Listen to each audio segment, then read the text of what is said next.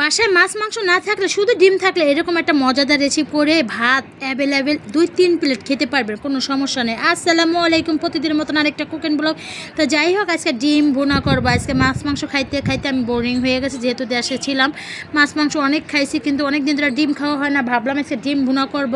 তো যাই হোক, আমি যেহেতু সিদ্ধ ডিমটা ভুনা পছন্দ না, এই জন্য আমার জন্য ভেজে নিলাম 2টা ডিম।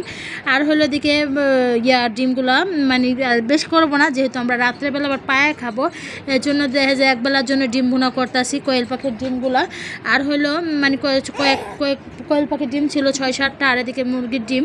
তো যাই হোক, এই করে ডিম এসে ভুনা করবো। এরকম মজাদার রেসিপিটা শুধু আপনাদের জন্য শেয়ার করলাম, যেহেতু আমি রান্না করছি, এত মজা লাগছে তাই এই জন্যই। তো যাই হোক, এদিকে বয়স দিতে গেলে বাঙালিয়া লালা তরকারি আলাদা কই থেকে জানি হাল্লাই জানি স্টক করে রাখছিলাম। তো যাই হোক, ডিমগুলো আমি সুন্দর করে ফ্রাই করে নিতেছিলাম। তো ফ্রাই করে নেওয়ার পর সুন্দর করে দেখেন লাড়াচাড়া করে রাখবো। তাই তো আমার ফ্রাই করা হয়ে গেছে, আমি একটা করে উঠাই নিব। তো এই ডিমের তেলের ভিতরে আমি পেঁয়াজগুলো ভেজে নিব, কারণ এরকম ডিম ভুনা হলে আমাদের আর কিছু লাগে না। কারণ ডিম ভুনাটা আমার বেশি ভুনার থেকে বেশি তরকারিতে ভালো লাগে লাউ দিয়ে। তাই ভাবলাম আজকে সিম্পলের ভিতরে ঘষে রান্না করি, তাই সিম্পল করে একটু ভুনা করি। তো যাই হোক, পেঁয়াজগুলো দিয়ে ভাজা ভাজা করে নিব। পেঁয়াজগুলো ভাজা ভাজা করার পরে সুন্দর করে লাড়াচাড়া দিব। তো লাড়াচাড়া দেওয়ার পর সুন্দর করে দেখেন একটু পানি দিয়ে দিলাম। পানি দেওয়ার পরে এখন সব মশলা দিয়ে দিব, হলুদ গুঁড়া, মরিচ গুঁড়া, ধনিয়া পাখি, জিরার পাখি সব কিছু একসাথে দিয়ে দিব। একসাথে দেওয়ার পর সুন্দর করে লাড়াচাড়ার উপরে রাখবো, কারণ আমি দেখছি ডিমগুলো সুন্দর করে মশলাগুলো ভালো করে যদি কষাতে পারেন, তাহলে ডিমের রেসিপিটা এত মজা লাগে, মাছ মাংস করলাম ফেল হয়ে যায়। মাঝে মধ্যে আমার কাছে মাছ মাংস খাইতে না মন চাইলে আমি ডিমের রেসিপিটা করি, কারণ যে কোনো তরকারি দেওয়া হয় তো লাউ দিয়ে নাই, তো আলু দিয়ে নাই, তো এরকম ভুনা আমার কাছে ভালোই লাগে। কার কাছে কেমন লাগে জানি না, বাট আমার কাছে অনেক ভালো লাগে। আর এরকম ডিমের রেসিপিটা থাকলে আর কিচ্ছু লাগে না। তো যাই হোক, সব মশলা সুন্দর করে দিয়ে দিতেছিলাম। আর কে কে আমার মতন ডিম পছন্দ করেন অবশ্যই একটু কমেন্টে জানাবেন। আর কে কে কোন জায়গা থেকে ভিডিওটা দেখতেছেন অবশ্যই একটু কমেন্টে জানাবেন, কার জেলা কোথায়। তো যাই হোক, এদিকে মশলাটা ভালো করে কষানো হয়ে গেছে। এখন টমেটো আর কাঁচামরিচ দিয়ে দিব ভালো করে। টমেটো কাঁচামরিচ দেওয়ার পর সুন্দর করে লাড়াচাড়া দিয়ে রাখবো। লাড়াচাড়া দিয়ে রাখতে সুন্দর করে একটু ভাজা ভাজা করবো টমেটো আর মশলার সাথে। টমেটো কাঁচামরিচটা পরে পানি দিব। তো যাই হোক, এদিকে দেখেন সুন্দর করে আমি একটু ভাজা ভাজা করতেছিলাম।